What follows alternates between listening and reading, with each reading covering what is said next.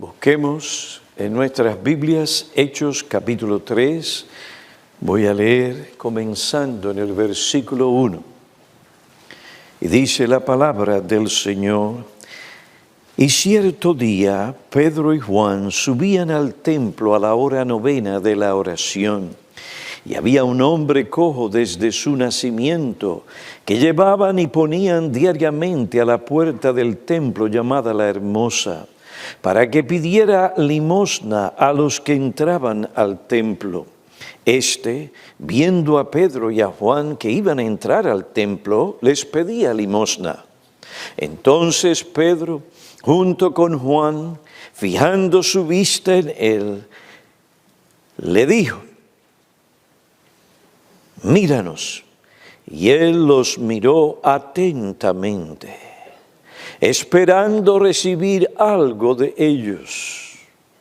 Ese algo no era sanidad, era algo de ellos. Pero Pedro dijo: No tengo plata ni oro. De ahí la respuesta de Pedro: No tengo plata ni oro, mas lo que tengo te doy. En el nombre de Jesucristo el Nazareno, anda. Y haciéndolo de la mano derecha, Pedro lo levantó. Al instante sus pies y tobillos cobraron fuerza, y de un salto se puso en pie y andaba. Entró al templo con ellos caminando, saltando y alabando a Dios. Todo el pueblo lo vio andar y alabar a Dios, y reconocieron que era el mismo que se sentaba a la puerta del templo, la Hermosa, a pedir limosna. Y se llenaron de asombro y admiración por lo que le había sucedido. Y estando él asido de Pedro y de Juan, todo el pueblo, lleno de asombro, corrió al pórtico llamado de Salomón, donde ellos estaban. Al ver esto, Pedro dijo al pueblo: Varones israelitas, ¿por qué os maravilláis de esto? ¿O por qué nos miráis así, como si por nuestro propio poder o piedad le hubiéramos hecho andar? El Dios de Abraham, de Isaac y de Jacob, el Dios de nuestros padres, ha glorificado a su siervo Jesús, al que vosotros entregasteis y repudiasteis en presencia de Pilato, cuando éste había resuelto ponerle en libertad. Mas vosotros repudiasteis al santo y justo, y pediste que se os concediera a un asesino, y disteis muerte al autor de la vida, al que Dios resucitó de entre los muertos, de lo cual nosotros somos testigos, y por la fe en su nombre. Es el nombre de Jesús lo que ha fortalecido a este hombre, a quien veis y conocéis. Y la fe que viene por medio de él le ha dado esta perfecta sanidad en presencia de todos. Y ahora, hermanos, yo sé que obrasteis por ignorancia, lo mismo que vuestros gobernantes. Pero Dios ha cumplido así lo que anunció de antemano por boca de los profetas, que su Cristo debería padecer. Por tanto, arrepentíos y convertíos, para que vuestros pecados sean borrados, a fin de que tiempos de refrigerio vengan de la presencia del Señor, y Él envíe a Jesús, el Cristo, designado de antemano para vosotros, a quien el cielo debe recibir hasta el día de la restauración de todas las cosas, acerca de lo cual habló por boca de sus santos profetas desde tiempos antiguos. Moisés dijo: el Señor Dios os levantará un profeta como yo, de entre vuestros hermanos, y a él Prestaréis atención en todo cuanto os diga, y sucederá que todo el que no preste atención a aquel profeta será totalmente destruido de entre el pueblo. Y asimismo todos los profetas que han hablado desde Samuel y sus sucesores en adelante, también anunciaron estos días: vosotros sois los hijos de los profetas y del pacto que Dios hizo con vuestros padres al decir a Abraham: en tu simiente serán benditas todas las familias de la tierra. Para vosotros, en primer lugar, Dios, habiendo resucitado a su siervo, le ha enviado para que os bendiga, a fin de apartar a cada uno de vosotros de vuestras iniquidades. Hechos es un libro de la Biblia en el que vemos al pueblo de Dios en un tiempo de transición. Este libro relata el comienzo y el curso que siguió la Iglesia del Señor Jesucristo. Dirigida por Cristo y capacitada por el Espíritu Santo, la Iglesia se entregó a cumplir la gran tarea de evangelización que el Señor le había designado. Esto llevó a los apóstoles y a la Iglesia a proclamar el mensaje del Evangelio. El testimonio y la proclamación apostólica al principio, según nos enseña el libro de los Hechos, fueron atestiguados por muchos prodigios y señales. Hechos 2:43. La epístola a los Hebreos, capítulo 2, versículo 4, dice: testificando Dios juntamente con ellos, tanto por señales como por prodigios y por diversos milagros y por dones del Espíritu Santo. Casi al final del libro de Hechos, vemos la transición de una época en que los milagros eran algo común a un tiempo parecido al que nosotros vivimos.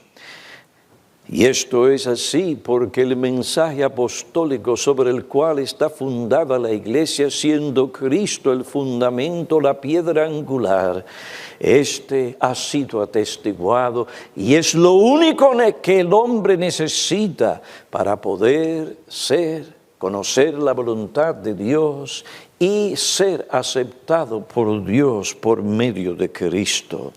Ahora, entre los milagros que atestiguaron el mensaje de los apóstoles o que confirmaron el mensaje apostólico sobre Jesucristo, su obra y sus palabras, Lucas en Hechos 3 relata la curación de un hombre cojo. Cuando Pedro y Juan subieron al templo en Jerusalén a orar a la hora novena de la oración, es decir, a las 3 de la tarde, se encontraron con un hombre cojo de nacimiento que tenía más de 40 años de edad. Hechos 4, versículo 22. Día a día llevaban y ponían a este hombre a la puerta del templo llamada La Hermosa. Se dice que esta puerta estaba dentro de la zona oriental del templo, separaba el atrio de los gentiles del atrio de las mujeres. Según el historiador Josefo, esta puerta estaba hecha principalmente de bronce de Corintio. Se destacaba por su gran magnificencia, es decir, era una puerta grande y ornamentada. Por su gran tamaño se necesitaban por lo menos 20 hombres para cerrarla. Según algunos eruditos, esta puerta también, o era la que se llamaba también la puerta de Nicanor. Este hombre parece que fue el que dio lo necesario financieramente para que se hiciera aquella puerta. Pues, sentado el hombre cojo a la puerta, pedía limosna. Pedía limosna a los que entraban al templo. Su aflicción física era una que los médicos no podían curar. Como otro dijo, su caso no tenía esperanza. Viendo a Pedro y a Juan que iban a entrar al templo, el cojo les pedía limosna. Entonces Pedro, junto con Juan, fijando su vista en aquel hombre, le dijo, míranos. La expresión fijando su vista o fijando en él sus ojos describe por parte de Pedro una intensa mirada. Los apóstoles enfocaron su atención en aquel hombre y su condición física.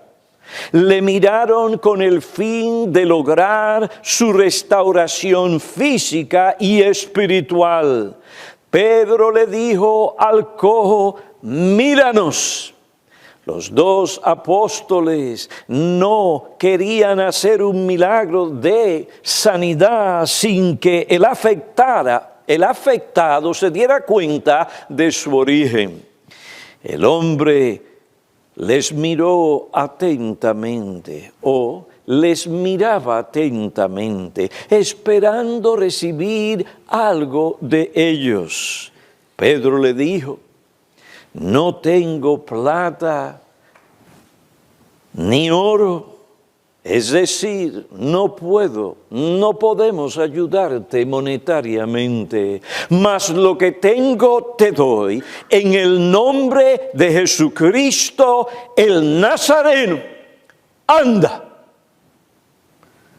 Robertson, el comentarista, dice, el verbo anda aquí es un presente imperativo, conlleva una idea incoativa, implica o denota principio de una cosa o de una acción progresiva. Anda, es decir, comienza a caminar y luego sigue en ello.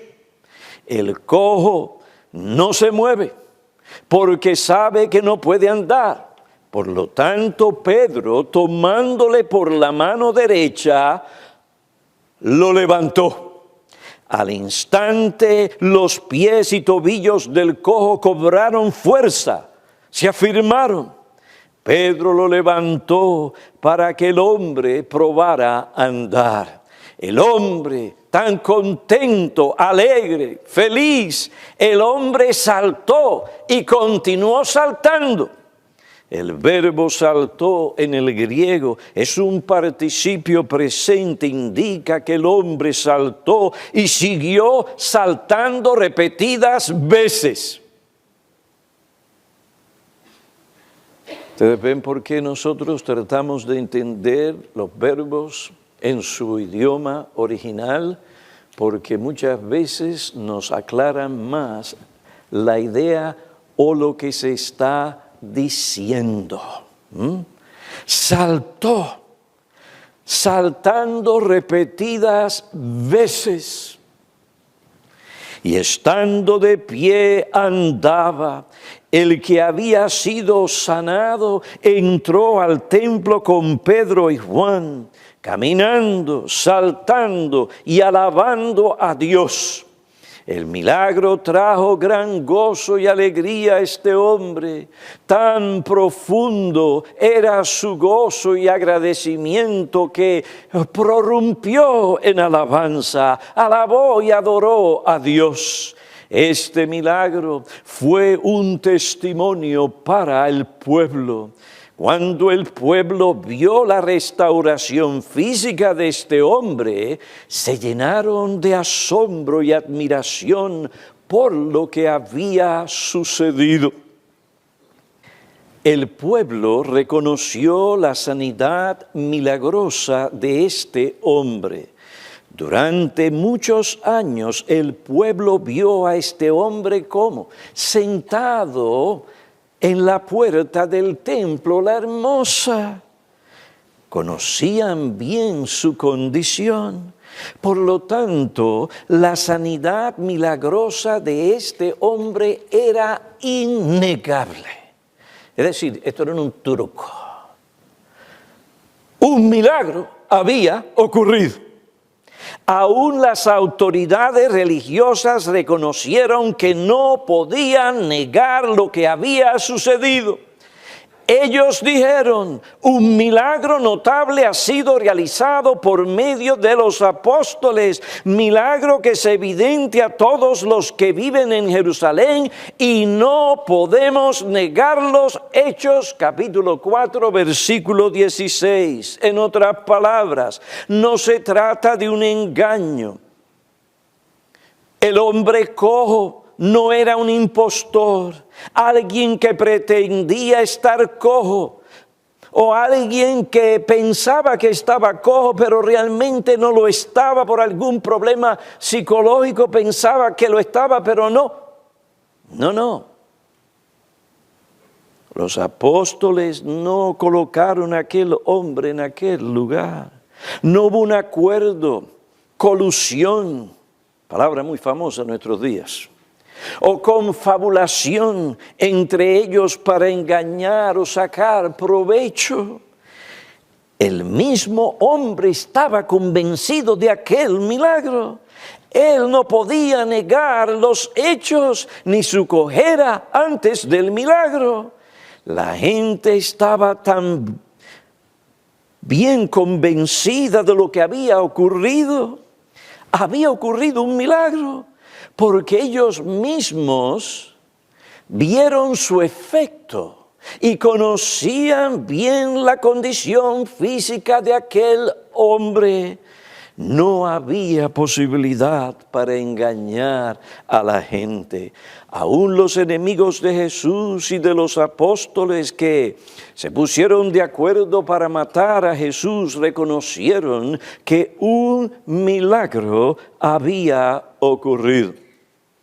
Dios diseñó este y otros milagros durante aquel tiempo como señales para llamar la atención y dirigir al pueblo a la verdad.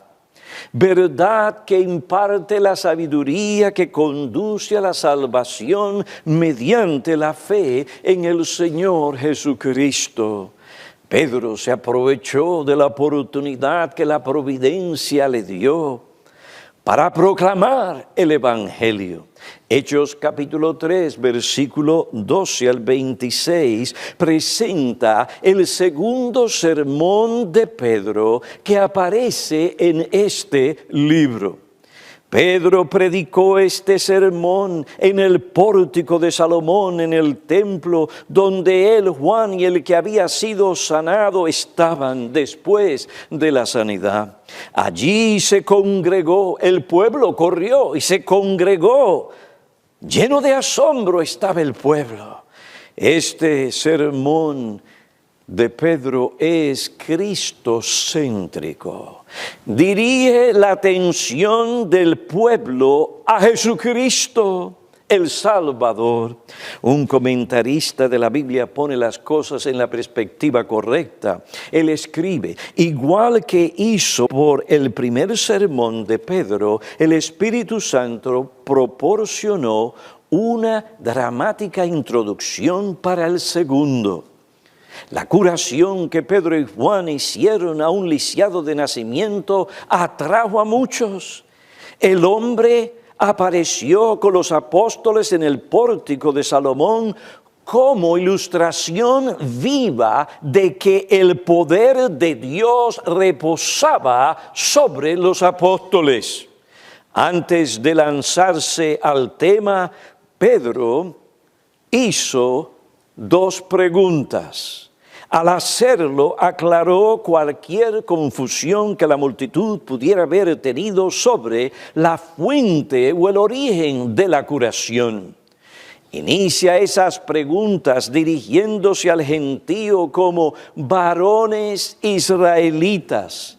Este título resalta la identidad de ellos como el pueblo del pacto, versículo 25. La primera pregunta, ¿por qué os maravilláis de esto? Como el pueblo del pacto sabían que Dios era un Dios que obraba milagros y que estos habían desempeñado un papel importante en la historia judía. Más recientemente habían presenciado los milagros realizados por el Señor Jesucristo para demostrar que Él era el Mesías, el Hijo de Dios, aquel que Dios envió para que salvara a su pueblo. Que Dios obrara otro milagro a través de los apóstoles no debía sorprender a la multitud. Pedro les preguntó también, ¿por qué nos miráis así? Como si por nuestro propio poder o piedad le hubiéramos hecho andar. Los judíos debieron haber sabido que dos pescadores galileos no tenían poder ni la piedad para llevar a cabo tal hazaña por cuenta propia. El dilema de la multitud era que aunque reconocían que solo Dios tenía el poder para realizar milagros, ellos habían negado que Jesús fuera Dios y que también los seguidores del Maestro tuvieran poder divino concedido por ese Dios. Así que se quedaron sin explicación, por lo que acababan de ver. Pedro aparta la atención de sí mismo y de Juan y la ubica en el Señor Jesucristo. Fue el poder divino de Jesús que efectuó la sanidad. Previamente a esa declaración cierro la cita. Observen el tema central de este sermón. No es el milagro en sí mismo, ni es los apóstoles, ni es el testimonio personal que podría haber dado aquel que fue sanado para llamar la atención de los demás a su persona. No, el tema central de este sermón es Jesucristo. Pedro deliberadamente dirige la atención de todos al Cristo exaltado, versículo 13.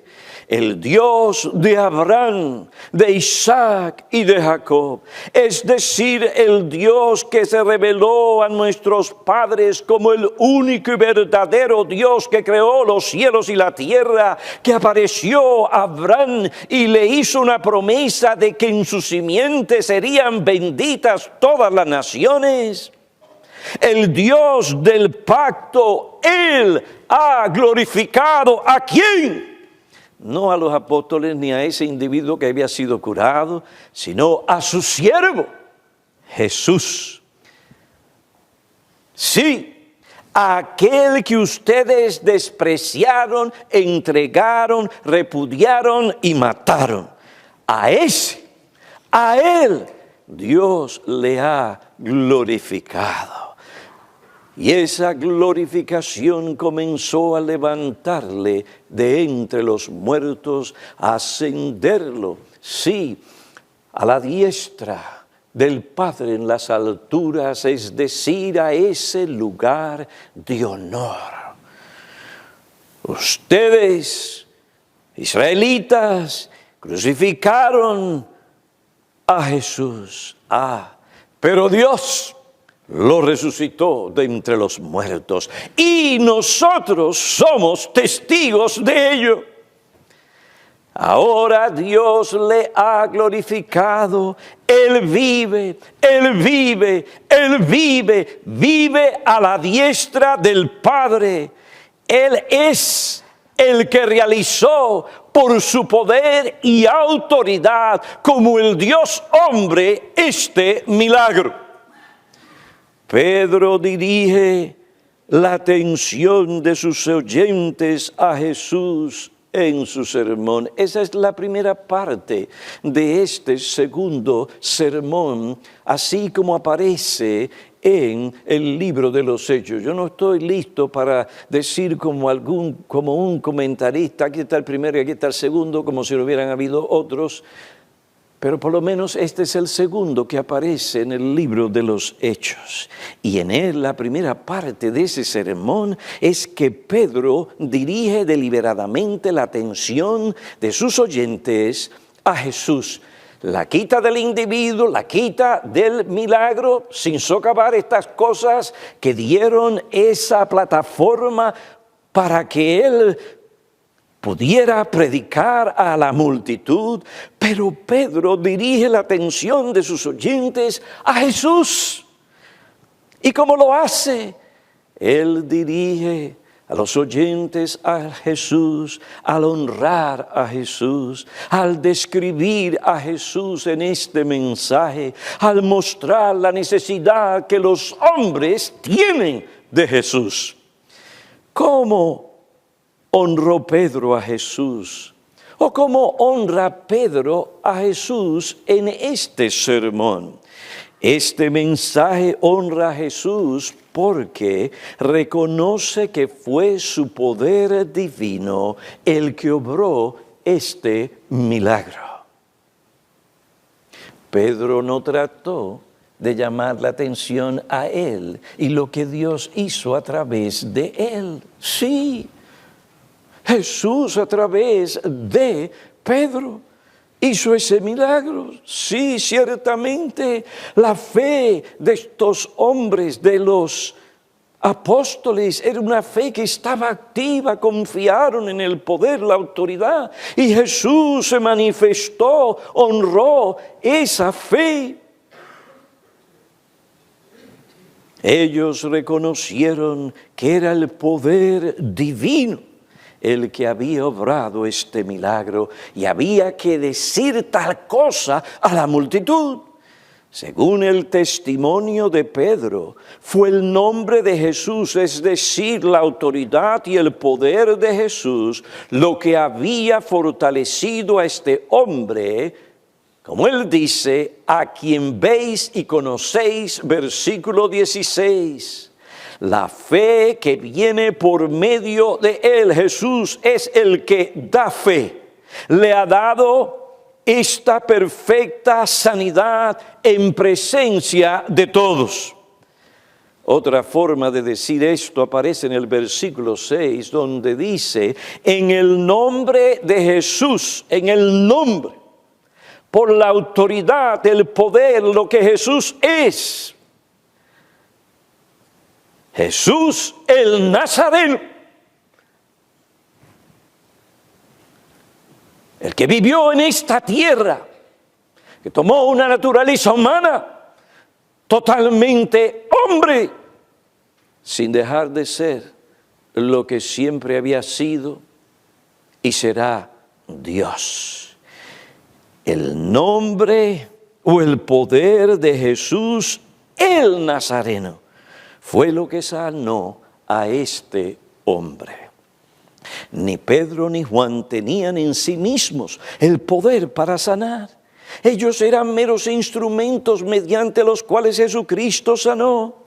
Pedro y Juan ejercieron la fe en Jesús el Nazareno, lo que llevó a Jesús a realizar este milagro.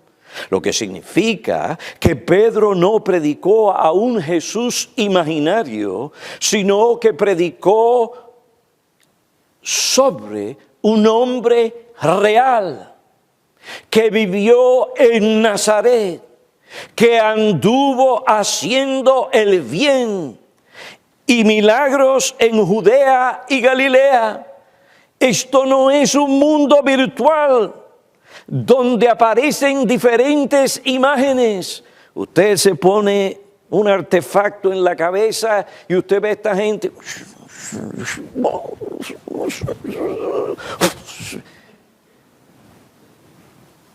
Una batalla y algo que parece real, pero bien real, porque me imagino, porque no me la he puesto todavía. Pero como usted ve a la gente reaccionar, usted la ve.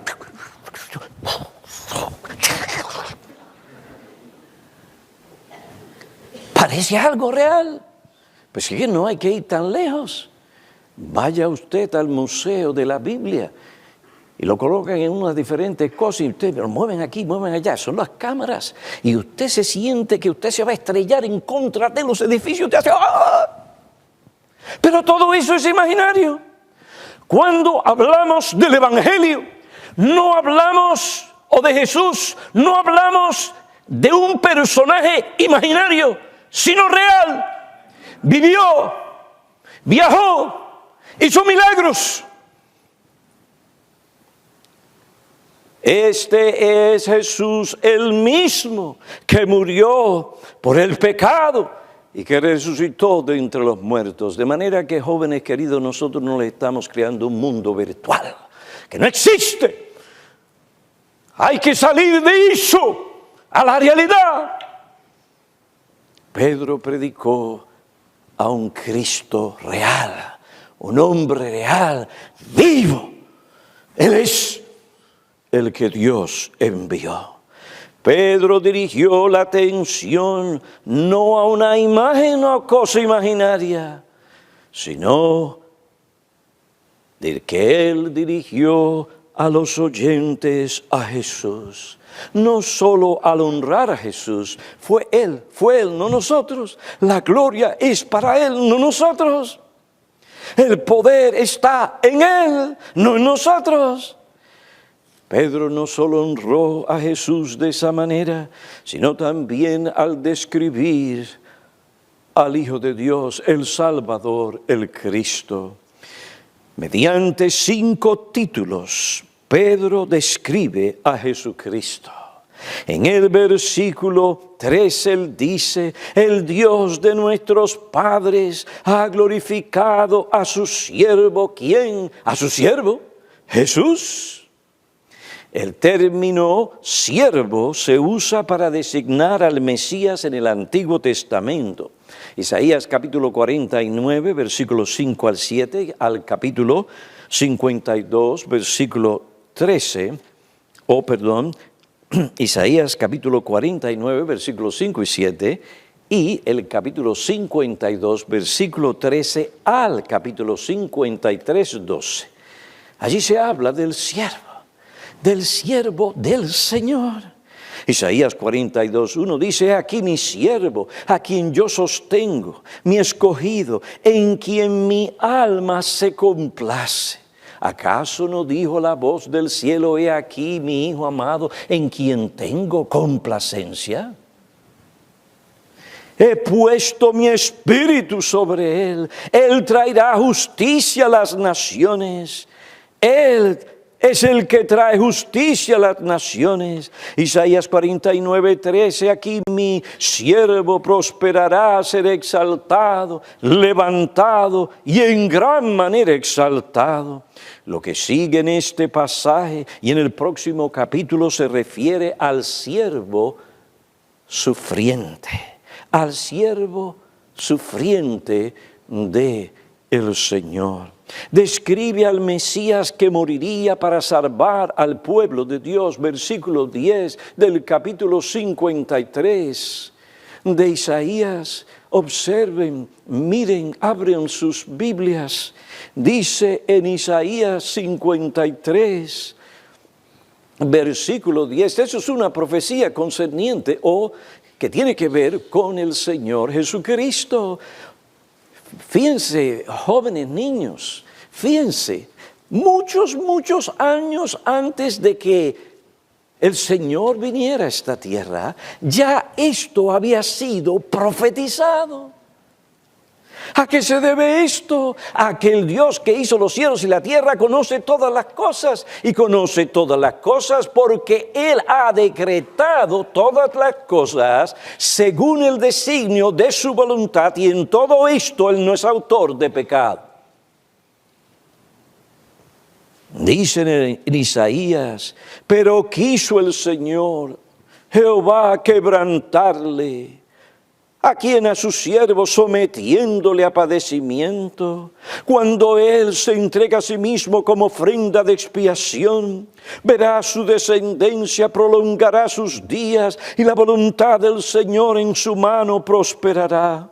Debido a la angustia de su alma, él lo verá y quedará satisfecho. Por su conocimiento, el justo, mi siervo, justificará a muchos y cargará la iniquidad de ellos. El Padre envió a su Hijo. Él envió a su siervo el Mesías. ¿Para qué? Para tomar el lugar de pecadores, a fin de que fuera Él que sufriera en vez de los pecadores. Jesús reconoció su rol como el siervo y Mesías sufriente. En Mateo capítulo 20, versículo 28, Él mismo dice: el Hijo del Hombre no vino para ser servido, sino para servir y dar su vida en rescate por muchos. Ustedes ven, el Señor no estaba con esta situación de lo que muchos jóvenes tienen hoy. Allá muchas veces no se dan cuenta, son bombardeados por los maestros con sus enseñanzas, con sus argumentos, y empiezan a decirle cuán importante eres tú. Tú eres la persona que debes de sentirte totalmente satisfecha, estimulada.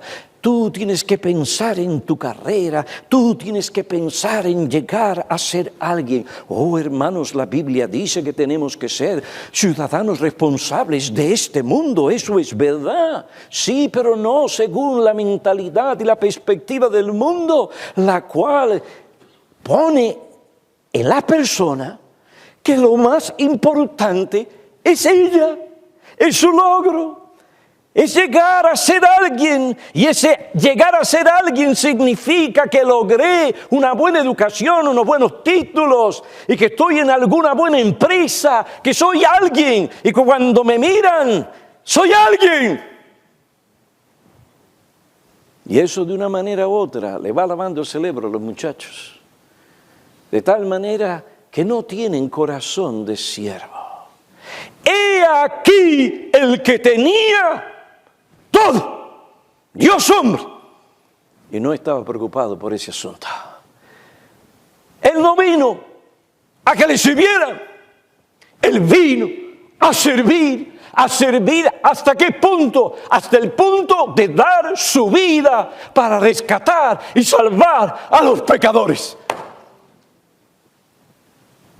Hijos nuestros, no se dejen engañar por los maestros que no temen a Dios, que ensaltan al hombre y desprecian y repudian a Dios y la verdad de Dios. Todo tenemos que mirarlo, interpretarlo a través de lo que dice la Escritura. No es tanto lo que yo quiero, sino qué es lo que quiere Dios para mí.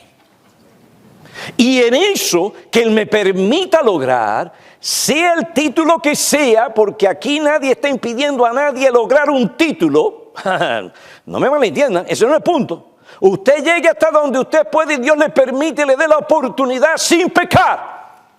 Pero eso es para promover la gloria de Dios y buscar el bien del pueblo de Dios, de las almas, y extender el reino de Cristo. Si esa no es tu perspectiva, tú estás mal y te has dejado engañar y te han enredado con la filosofía de este mundo.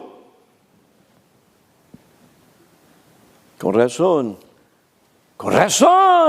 no hay gente con corazón en muchos lugares de siervos. Los jóvenes en nuestros días, sírvame a mí. Yo soy el importante. Yo no mis padres, yo y yo. Egoístas, hasta la coronilla. Ese es el producto de nuestra generación. Pero el Señor Jesucristo no tenía ese espíritu. El Rey de la Gloria, el que era, es. Yo no vine para que me sirvieran. Eso no quiere decir que no teníamos que servir a Él. El punto es este: Él no vino pensando exclusiva, solamente en Él. No, yo he venido para servir, para dar mi vida como el siervo sufriente. Es otra cosa. La gente hoy no quiere sufrir, lo quiere todo suave, instantáneo. No hay paciencia. Aprieta este botón y ¡pum! Aprieta este otro y ¡pum! Y aprieta el otro y también. Es más, va a llegar el momento donde ya no es un asunto de tocar, es simplemente hablar. Pastor, usted está exagerando. No, yo no estoy exagerando. Ahora mismo usted entra al cuarto de mi hija y si ella quiere hablar, se prenden las luces. O la luz. ¿Hasta dónde hemos llegado? No, Él es el siervo sufriente, porque cuando se habla de servicio, oiga bien, va a haber sufrimiento. Usted no es mejor que el Señor Jesucristo, ni yo tampoco. No podemos dejar que el mundo sea el que establezca en nuestras mentes la manera en que debemos de pensar, actuar, sentir. He aquí el siervo del Señor. Él vino a servir, a dar su vida. Otro título del Salvador es Jesús. Este nombre es el término griego del nombre hebreo Josué, que significa Jehová es mi salvación. Usted podría decir, Yahvé es mi salvación. Este nombre revela la obra que Jesús realizaría como el Salvador. Según Mateo 1:21, el ángel le dijo a José, le pondrás por nombre Jesús, porque Él, el griego es bien enfático, Él, no Él y María. Él, no Él y el Papa, ni el sacerdote, ni el ministro. Él es el siervo sufriente. Él es el que se entrega para que en virtud de esa entrega y de lo que Él es, su pueblo reciba salvación. Te pondrás por nombre Jesús, ¿por qué? Porque Él salvará a su pueblo, ¿de qué? De sus pecados. Sí, de el poder, la contaminación, la culpa y las consecuencias del pecado. Jesús no fue un revolucionario político, un mero maestro o ejemplo, sino el salvador de pecadores. Como otro dijo, imaginar a un Jesús que no fue el salvador es tan ridículo como imaginar a un Shakespeare que no fue un escritor, o a un Rembrandt que no fue un pintor. Su nombre es Jesús, no debido a que es nuestro ejemplo, aunque lo es, no debido a que es nuestro ejemplo, guía, líder o amigo, y lo es, pero eso no es lo principal. Su nombre es Jesús, porque Él, sobre todo, es el salvador de pecado.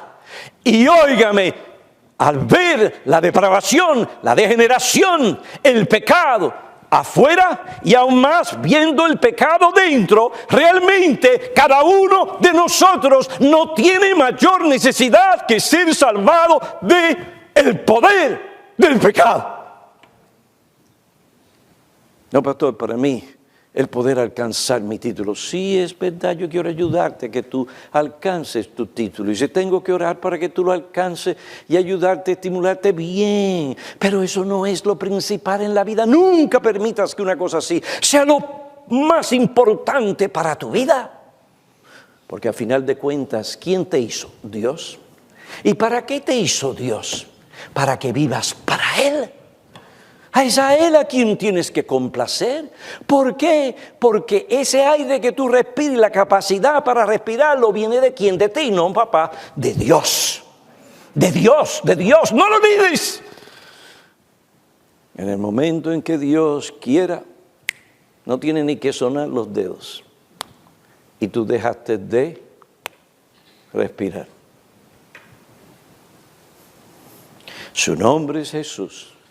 Porque Él es el único y verdadero Salvador que tu alma desesperadamente necesita. El versículo 14 habla del Salvador como el santo y el justo. El título santo significa separado o apartado por Dios.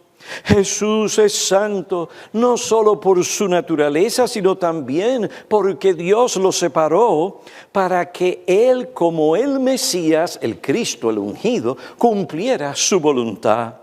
Según Isaías 53:1, el título justo es otro término mesiánico. En el caso de Jesús significa rectitud de carácter, hacedor de toda la ley, inocente de cualquier delito y delante de la ley. Significa libre de ofensa alguna. Ninguna persona o juez podía redarguirle o convencerle de haber cometido algún pecado. Él es justo en su persona, su carácter, palabras, decisiones, conducta. Justo en lo que respecta a la ley de Dios, la cual Él cumplió desde el momento en que empezó a respirar como hombre. Pilato mismo declaró la inocencia de Jesús delante de los judíos que le acusaban. Un impío, un gentil, un hombre que no tenía temor de Dios. Pero lo declaró inocente. Él dijo, yo no encuentro ningún delito en él, Juan 18:38. La esposa de Pilato, como el centurión romano, reconocieron que Jesús era un hombre justo e inocente. En el versículo 15, Pedro describe a Jesús como el autor de la vida, el autor de la vida. Y como el originador de la vida.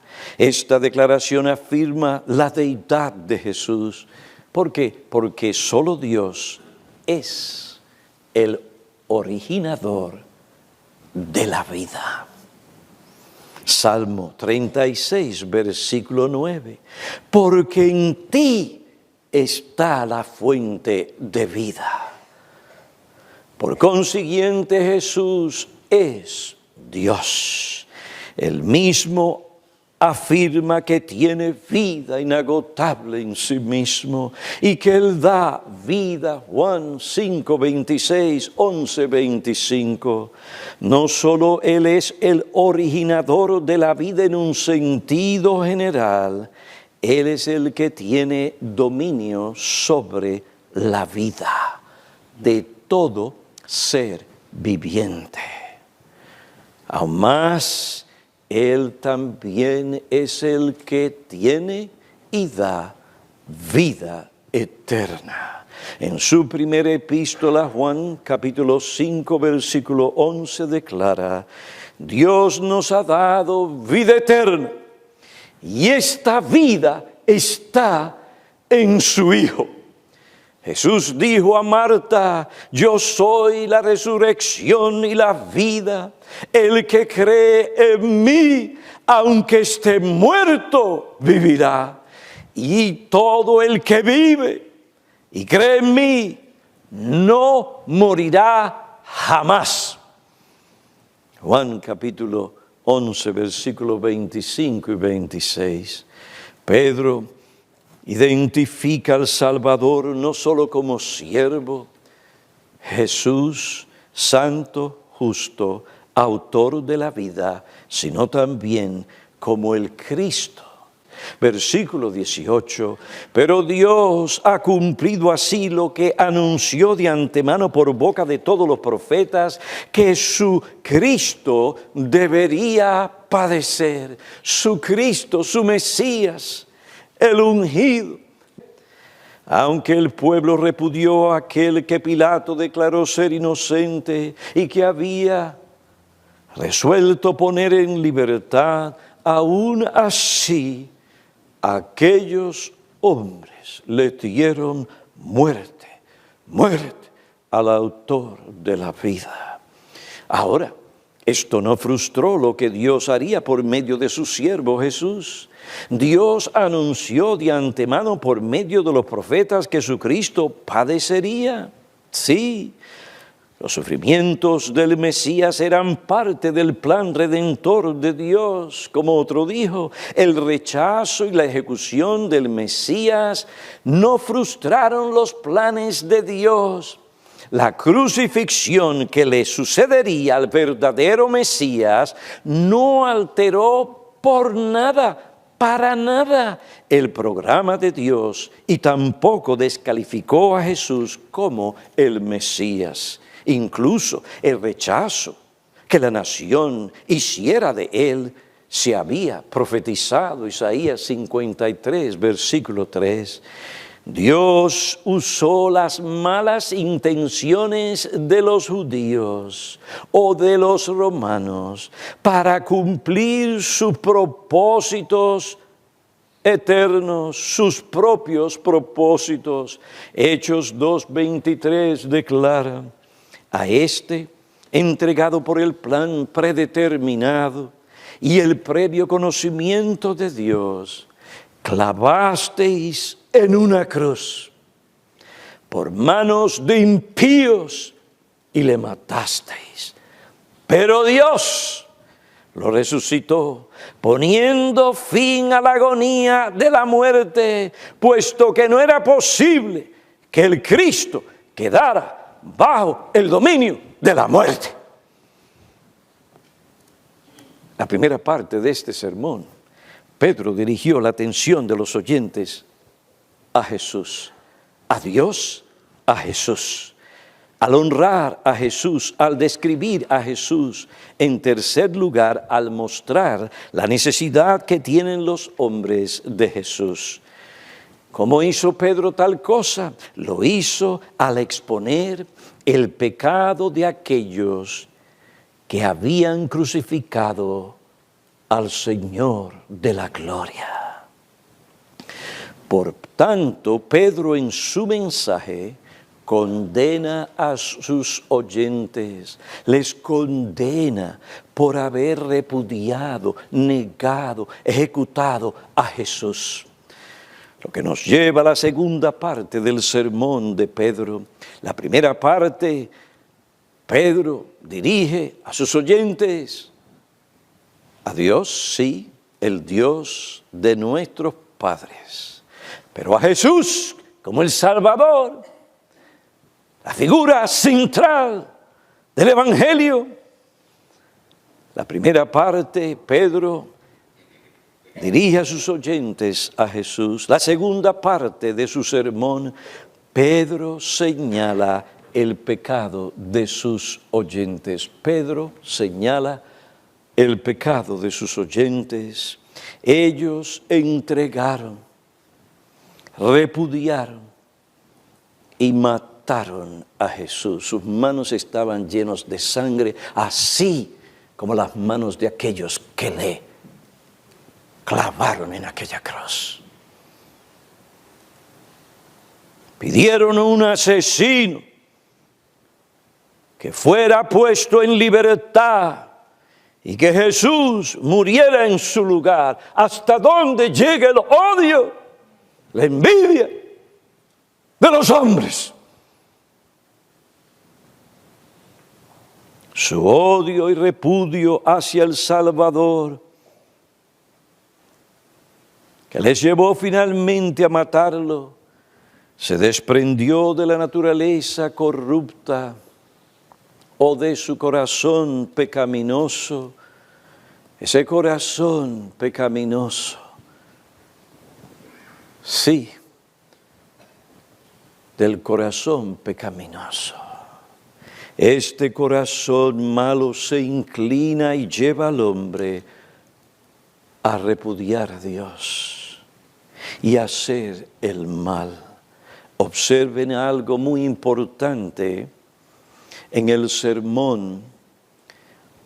Pedro señala el pecado en una forma personal. Cuando comienza a hablar sobre el pecado del pueblo, observen, Pedro usó la segunda persona del plural del pronombre personal varias veces en su sermón al dirigirse a estas personas para señalar el pecado de ellas. Vosotros le entregasteis y le repudiasteis, versículo 14, mas vosotros repudiasteis al santo y al justo y disteis muerte al autor de la vida. Observen, Pedro no permitió que los sentimientos de la gente sobre un tema tan sensible como el pecado le impidiera exponer el pecado que habían cometido aquellos que le escuchaban. Él no permitió que la posibilidad de que la gente se sintiera herida y ofendida por una predicación tan directa le impidiera decir la verdad y confrontar a la gente con el pecado, su pecado. Sí, esta clase de predicación bajo la unción del Espíritu, siguiendo los principios de la palabra de Dios, esta clase de predicación y las verdades que se enseñan y aplican, sí, esta clase de predicación hiere, pero esta herida es necesaria para que las personas puedan sanarse. Si no hay herida, no hay sanidad. La conciencia del hombre tiene que ser herida por la aplicación de la ley que ha violado, por la verdad. ¿Para qué? Para que reconozca su condición y necesidad y entonces vea que realmente necesita el remedio que Dios ha provisto y busque tal remedio. Y el único remedio para el pecado, nuestra desobediencia, nuestra maldad, perversidad, todos esos pensamientos malos, todas esas expresiones y actitudes incorrectas, todo esto, el remedio para todo esto, a fin de que no nos hunda en el infierno, donde entonces estemos allí por la eternidad, el remedio para el pecado es Cristo, Cristo y solamente Cristo. Si no se expone el pecado, no se despierta la conciencia, entonces no habrá la necesidad profunda del remedio, de buscar el remedio que Dios da. El hombre tratará de tranquilizar su conciencia por sus obras, sus méritos, pero esto es abominable delante de Dios, porque no hay obra que usted pueda hacer que mida o llene el estándar santo de la ley de Dios a cabalidad. Y si en algún punto, por más pequeño que sea, usted viola esa ley, óigame bien, Dios no va a cambiar por usted porque Dios es santo y Él es lo que Él es y será siguiendo y será haciendo lo que Él es porque Él es Dios. La santidad de Dios no cambia. Tú violas la ley en un punto o presentas una obra imperfecta.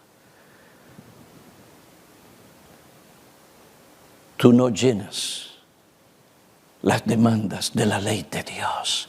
Por tanto, por ser transgresor de la ley,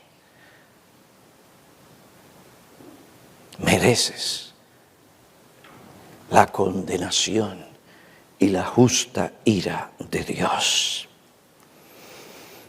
Pedro era un predicador, era un pastor. Él sabía que su obra era difícil. Él no era uno de esos predicadores famosos que llena un estadio de 16,000 personas. Que dice, no, la gente ya sabe que es imperfecta, no cría bien a sus hijos. Y ahora vienen aquí para que yo otra vez vuelva a hablar sobre el pecado. No, lo que ellos necesitan es darle ánimo, es animarles a seguir adelante y a decir hacia adelante que ahora al tratar y seguir vamos a mejorar.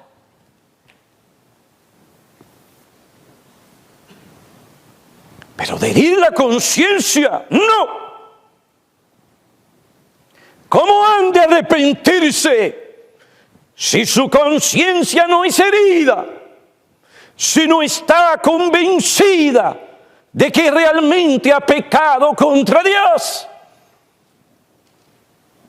¿Cómo van a arrepentirse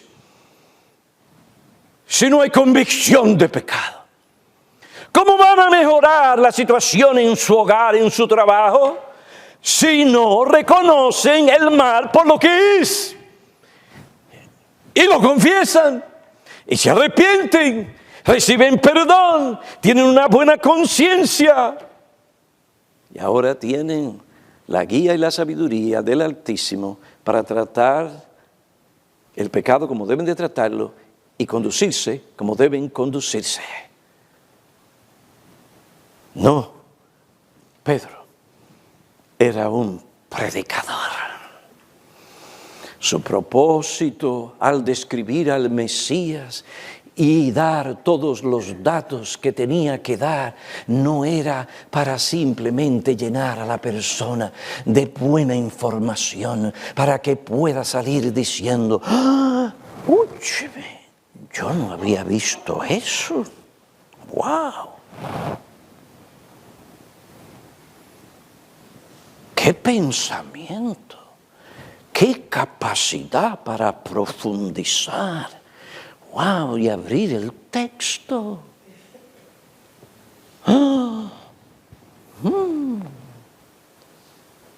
Se recibió satisfacción intelectual. Y ciertamente tenemos que predicar de tal manera que el intelecto reciba la enseñanza. Pero ese no es el fin. De manera que cuando usted me dice a mí, gracias pastor, ese es un buen sermón. Mi preocupación, yo le voy a decir gracias, eso anima, pero mi preocupación principal es cómo obró en ti, en tu mente, en tu corazón, esa verdad de tal manera que te llevó a acercarte más a Dios. Y si había pecado en tu vida, si fuiste corriendo a Cristo, viste tu suciedad como cuando uno se ensucia con algo horrible. Imagínate que se te cae el teléfono en el toilet. ¡Qué lío! Y no hay guantes. Pastor, yo lo dejo ahí, yo hago así. Estos no son dos cheles. Bueno, aquí no hay nadie.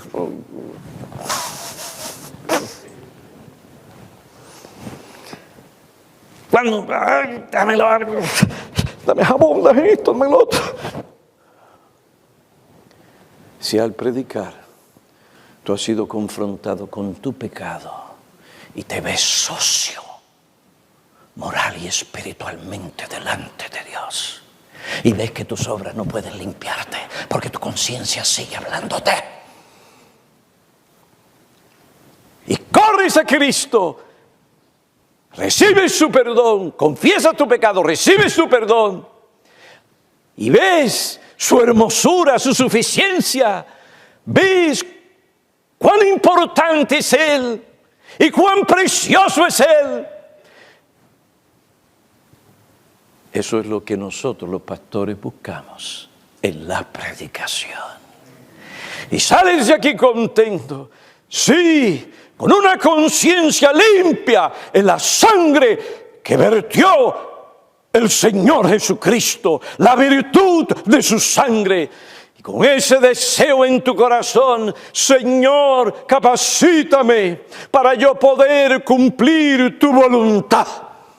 Eso es lo que buscamos. Y ese individuo, al entregarse a hacer la voluntad de Dios por amor a Dios, por el perdón recibido, va a adornar la doctrina del Evangelio. Y la esencia de la presencia de Cristo se verá en su vida.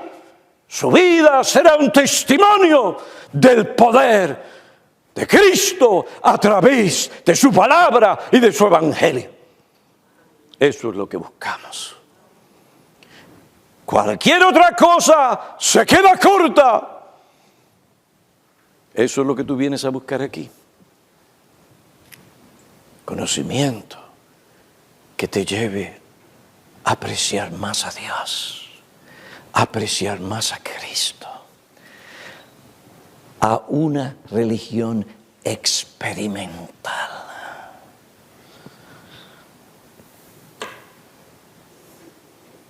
Pedro predicó a la conciencia, porque él no estaba preocupado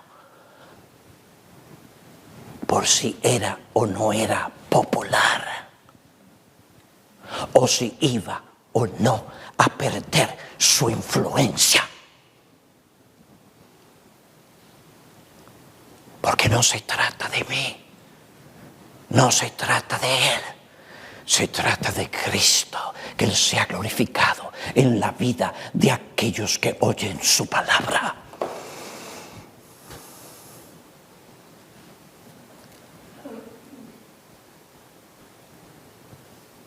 Los judíos no eran los únicos asesinos que habían pecado.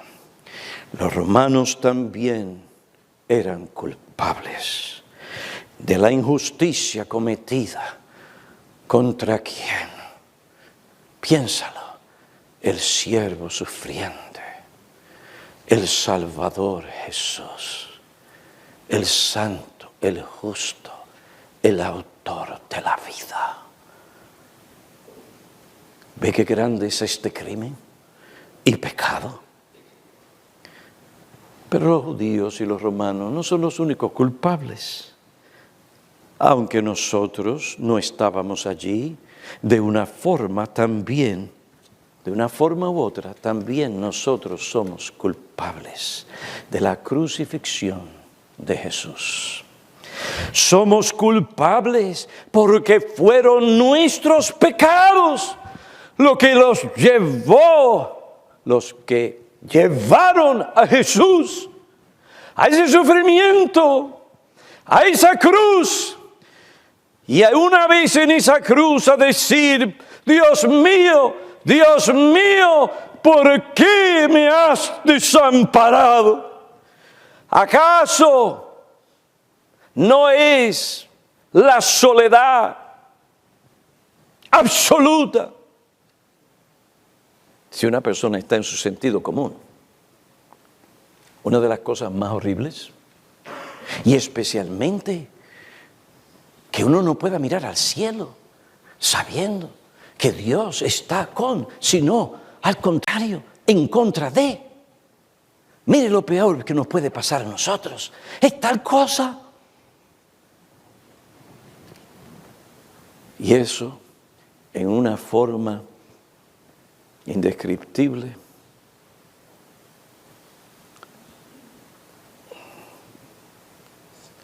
que nunca podremos conocer. sufrió el Señor Jesucristo en aquella cruz cuando dijo, Dios mío, ¿por qué me has abandonado? Hijo mío, te he abandonado porque tú tomaste el lugar de pecadores para que las demandas de la ley de Dios sean satisfechas y Dios, el Trino Dios, sea justo en perdonar y aceptar pecadores que solo merecen el infierno. Así como el universo con todas sus maravillas es real. Yo no sé cuántas veces, porque yo no me puedo acordar del número que dio el pastor Martínez, número en tamaño que cabe la tierra en el sol. Tú ves que para Dios no hay nada imposible de crear un infierno y colocarte allí por toda la eternidad.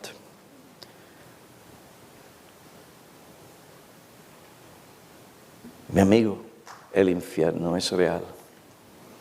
Allí no vas a jugar tenis, béisbol, fútbol,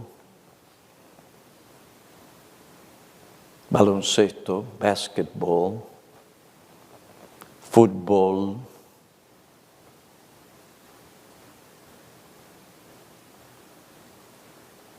de la clase y del tipo que jugaba Pelé. No hay tal cosa en el infierno. Entonces, ¿para qué todos esos trofeos que están en el tocador o en la pared? El mejor trofeo es Cristo. Busca a Cristo. Y Él es tuyo por la fe. Arrepentíos y convertíos, dice el Señor. Para ti que reconoces y estás convencidos de tus pecados, hay esperanza. En Cristo hay perdón para tus pecados. He aquí la provisión divina para el peor mal que afecta, perjudica y destruye a los hombres. Pero Dios ha cumplido así lo que anunció de antemano por boca de los profetas, que su Cristo debería padecer. En su sermón, Pedro dirigió la atención de sus oyentes a Cristo, al honrar a Cristo, al describir a Cristo, al mostrar la necesidad que tienen los hombres de Cristo. En segundo lugar, señaló el pecado de los que le escuchaban. Y en tercer lugar, eso lo voy a dejar para la semana que viene, Él llamó a los hombres al arrepentimiento y a la conversión. Si vamos a predicar el verdadero evangelio, tenemos que predicarlo como los apóstoles lo hicieron. Es el único evangelio que Dios usa para la salvación de las almas. Hermanos, gracias a Dios que su gracia se manifestó trayendo a nuestros corazones la salvación. Y hoy nos espera un cielo, la eternidad, la tierra renovada y sobre todo, en todo ello, el estar con nuestro Señor y Salvador Jesucristo, el Dios hombre, el Señor de la gloria.